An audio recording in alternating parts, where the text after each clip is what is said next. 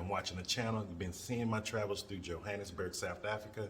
But most importantly, you've been seeing me talk about success, what it is, how to get it, in the 3 areas of life that I focus on: happiness, health, and wealth. And so today, let's go ahead and talk about what are the 2 things that every business must have into 2023.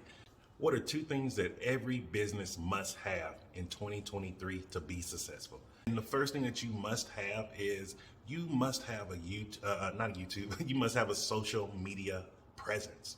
You need to find a platform and you need to get a presence on there. And this is going to go hand in hand with the second one because it's going to help make things a lot easier for you as a business. And this is something that we need to start talking about. Like, take all the added extra pressure off and just set up your business account, set up your personal account, set up your account.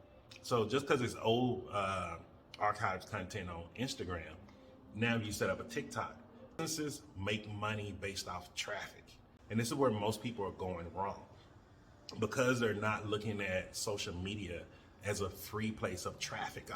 Most businesses, if you ask them, their biggest revenue spender is traffic.